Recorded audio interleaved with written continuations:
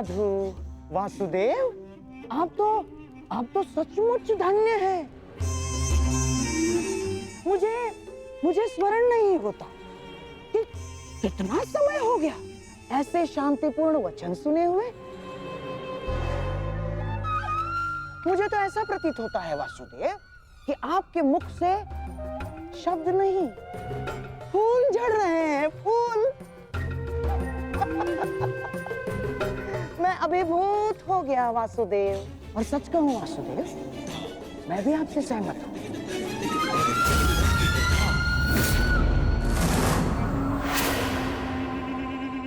मैं भी नहीं चाहता कि ये युद्ध हो ना। मामाश्री, ये क्या कह रहे हैं आप? हाँ दुर्योधन, वासुदेव बिल्कुल उचित कह रहे हैं। हमें इस युद्ध को रोकने का पूरा प्रयास करना चाहिए। समझ गए? हाँ हाँ वासुदेव, सबसे श्रेष्ठ युद्ध वो है जो कभी हो ही नहीं। और युद्ध की परिस्थिति उत्पन्न न होने देने का एक ही उपाय है कि एक पक्ष दूसरे पक्ष पर आक्रमण ना करे।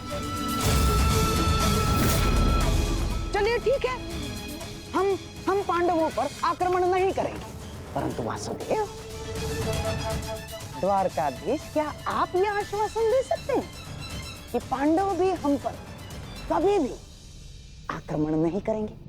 हाँ, कभी भी। गांधार नरेश, आप आक्रमण के संदर्भ में बात कर रहे हैं और मैं यहाँ युद्ध की आवश्यकता को ही समाप्त करने के विषय में बोल रहा हूँ। अच्छा ऐसा है। यदि ऐसा है वासुदेव, तो हम आपका प्रस्ताव सुनना चाहेंगे। हाँ, आप शांति दूत हैं तो संदेश तो लाए होंगे। और हाँ, ऊपर से आप शांति प्रस्तापित करना चाहते हैं। तो वासुदेव, शांति प्रस्तापित करने के लिए जिस समाधान की आवश्यकता होती है वो समाधान भी लाए होंगे आप, है ना? बताइए क्या है इसका समाधान? प्रत्येक युद्ध की नींव में अन्याय छिपा होता है गांधार राज, और अन्याय का केवल एक ही समाधान है, और वो समाधान है न्याय।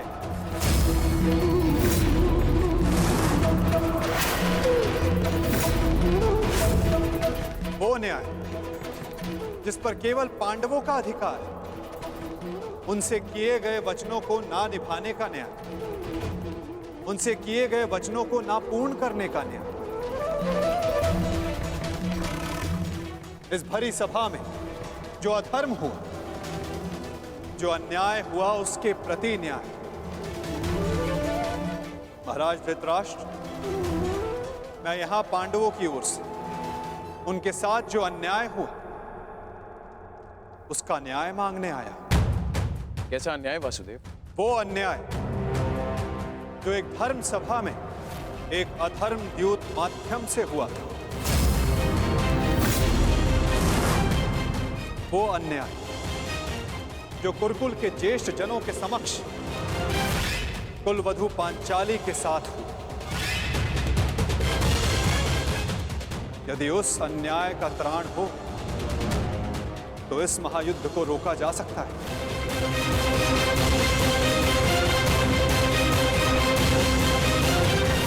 कुरुकुल श्रेष्ठ महाराज धृतराष्ट्र, महामहिम भीष्म, मैं पांडवों की ओर से उस अन्याय के लिए न्याय मांगने आया हूं।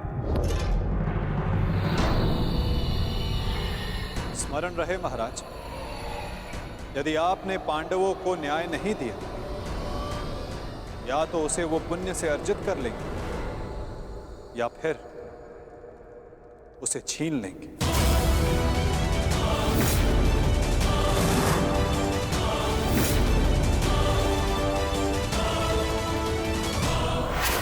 अब निर्णय आपका है। वासुदेव, आप यहाँ शांति प्रस्ताव लेकर आए हैं या हमें धमकाने आए हैं? वो उस द्यूत में जो कुछ भी हुआ सबकी उपस्थिति में हुआ, युधिष्ठिर की इच्छा से हुआ। अरे वो हार गया, अपना राज्य हार गया, वो उसका प्रारब्ध था। छलबद्ध अन्याय को प्रारब्ध नहीं कहा जा सकता युवराज। जिस प्रकार मंदिर में किया गया पाप पुण्य नहीं बन जाता, उसी प्रकार धर्मवीरों की उपस्थिति में सभा में किया गया धर्म नहीं बन जाता। धर्म कौन सा धर्म, कौन सा धर्म? कोई धर्म नहीं हुआ। नारी नारायणी होती है युवराज, और भरी सभा में एक नारी का, एक कुल वधू का वस्त्र हरण अधर्म नहीं?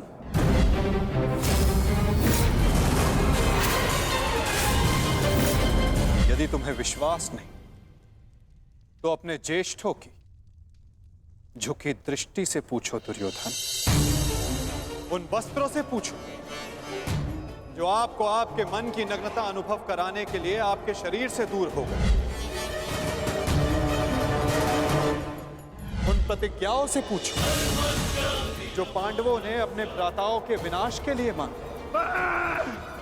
मैं प्रतिज्ञा लेता हूं और यही जंगल तोड़कर तुम्हारा प्राण दे लूंगा दुर्योधन। उस श्राप से पूछो जो द्रौपदी ने समस्त कुरुकुल को दी। इस सभा में उपस्थित वो हर व्यक्ति जिसने मौन रहकर ये अधर्म होते हुए देखा, उन्हें उनके मौन रहने का दंड मिलेगा। श्राप है ये अग्निसुता द्रौपदी का। परंतु यदि आप सब चाहें तो पांडव अपनी प्रतिज्ञा को त्याग देंगे। द्रौपदी अपना श्राप वापस ले लेंगे। बस आप सबको अपनी भूल का अनुभव करके पांडवों को केवल उनका अधिकार देना है। अधिकार देना। ये कैसा न्याय है वासुदेव? संधि और शांति वार्ता में बराबर की बात होती है।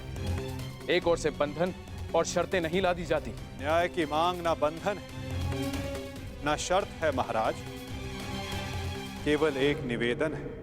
यदि ऐसा है तो मेरा निर्णय यह है कि दुर्योधन मौन रहो। निर्णय लेना महाराज के हाथ में है, तुम्हारे नहीं।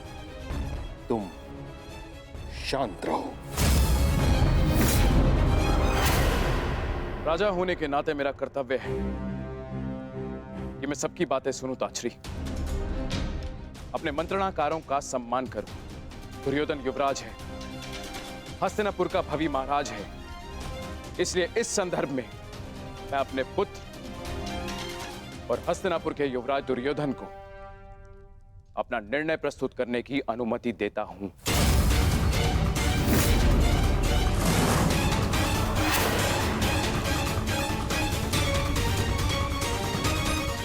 धन्यवाद पिताश्री। हाँ तो सुनिए वासुदेव, ऐसा है कि उस द्यूत में पांडव स्वयं अपना अधिकार हार बैठे थे। अब ना तो वो किसी भी राज्य का उनको अधिकार है और ना ही राजा होने का।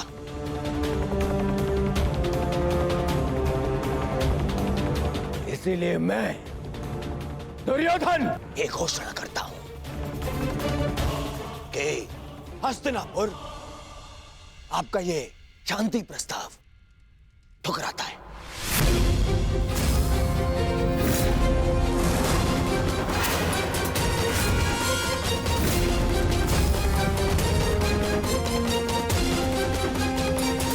दुर्योधन, क्या तुम्हें इस बात का अनुमान भी है कि शांति प्रस्ताव ठुकराने का अर्थ है युद्ध को निमंत्रण?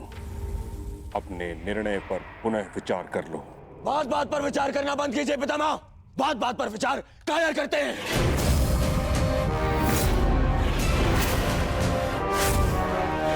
योद्धा का जन्म ही युद्ध के लिए होता है और मैं इस युद्ध के लिए प्रस्तुत हूं।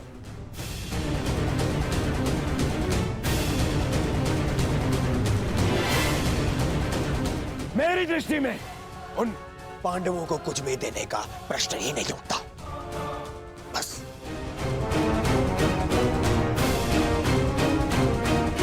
मैंने ये सभा समझौते के लिए रखवाई थी, न कि अपने ही अधिकार के त्याग के लिए।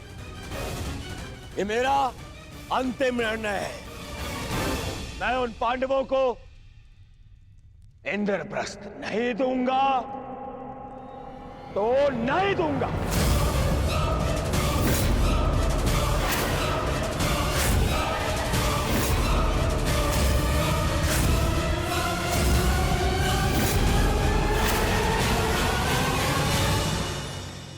पांडवों को इंद्रप्रस्थ नहीं दूंगा तो नहीं दूंगा।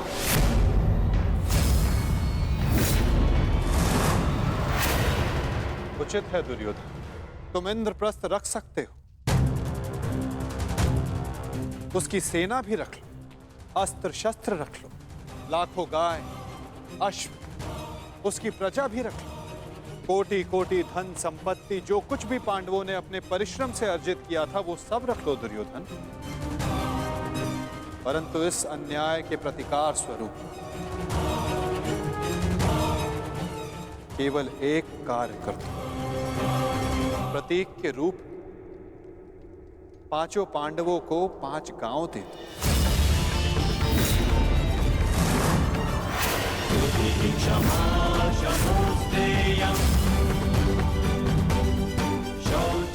इतना तो दे ही सकते हो दुर्योधन। 5 पांडव वहां सुख से निवास करें और कुछ नहीं चाहेंगे। इस युद्ध को टालने के लिए केवल 5 गांव देना स्वीकार है तुम्हें?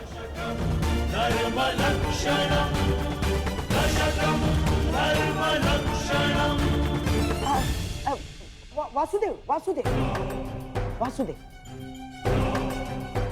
यदि दुर्योधन 5 गांव दे देता है तो क्या आप वचन देंगे कि पांडव इंद्रप्रस्थ की चाह में आक्रमण की चेष्टा नहीं करेंगे?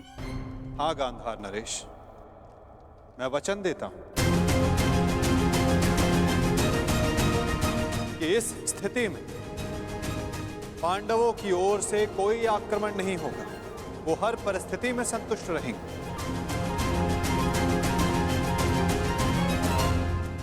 कह दो दुर्योधन, इससे अच्छा प्रस्ताव कोई नहीं होगा। महाराज, मैं आपसे विनती करता हूं कि यही अवसर है, अंतिम अवसर। आप इस प्रस्ताव को स्वीकार करके इसको यहीं रोक दीजिए। ताक्षी का कहना उचित है पुत्र, हाँ कर दो, इसी में सबका हित है। मित्र, मैंने सदा इस युद्ध का पक्ष लिया है। मैंने सदा अर्जुन से अपना अधूरा द्वंद्व पूर्ण करना चाहा।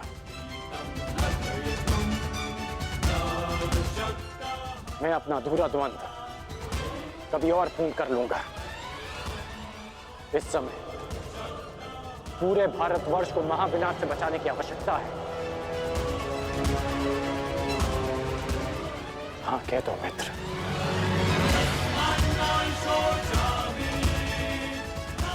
तुमने तो एक अनजान का मान रखने के लिए उसे अंगराज बना दिया, तो लाखों के प्राणों को बचाने के लिए 5 गांव दे दो मित्र। देख रहे हैं वासुदेव, मेरे मित्र अंगराज मेरे साथ है।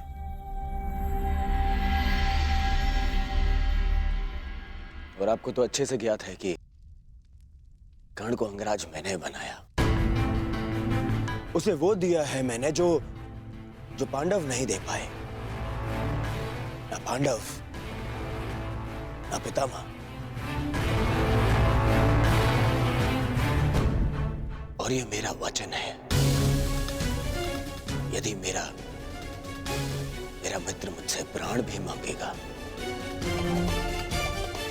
तो वो भी मैं प्रसन्नता से दे दूंगा।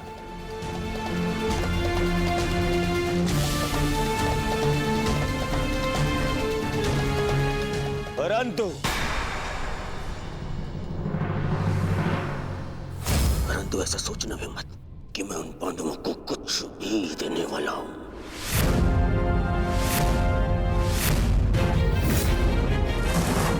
पता है, बचपन से मुझे यही आभास कराया गया है कि मेरा किसी भी वस्तु में कोई अधिकार नहीं, ना अपने पिता के राज्य पर, ना सिंहासन पर। जो भी मिले या तो दे दो या उन पांडवों के साथ में बांट लो। और तुम अधिकार की बात करते हो वासुदेव, तो बताओ मुझे, मेरा अधिकार उन पांडवों ने मुझे कब दिया? कब? गुरु का प्रेम, महामहिम का वात्सल्य किसी को मिला तो वो उन पांडवों को, मुझे नहीं। मेरे पिता के राजा होने पर युवराज पद पर किसी का अधिकार था तो वो मेरा था, परंतु मुझे नहीं मिला। वो मिला उस युधिष्ठिर को। दुर्योधन की बात तर्कसम्मत है वासुदेव। युवराज राजा का पुत्र ही बनता है और यही नीति है। आप तो कभी वास्तविक राजा थे ही नहीं महाराज। आप तो आज भी हस्तिनापुर के केवल कार्यकारी नरेश। आपका राज्य अभिषेक भी नहीं हुआ। और रही बात नीति की, तो कुल वधू का वस्त्र हरण, उसका अपमान कहां की नीति है? पांडवों का पक्ष लेना बंद करो ग्वाले। मैंने उस द्रौपदी को धर्मपूर्वक द्यूत में जीतकर उसे अपनी दासी बनाया। उसका वस्त्र हरण करना मेरा अधिकार था, क्योंकि जो दासी अपने स्वामी की आज्ञा का पालन ना करे वो दंड की अधिकारिणी होती है। नारी केवल सम्मान की अधिकारिणी है दुर्योधन।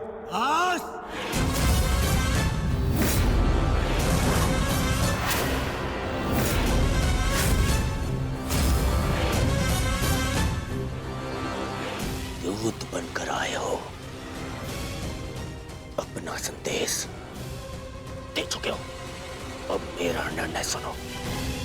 मैं उन पांडवों को 5 गांव तो क्या, एक सुई की नोक बराबर धरा भी नहीं दूंगा।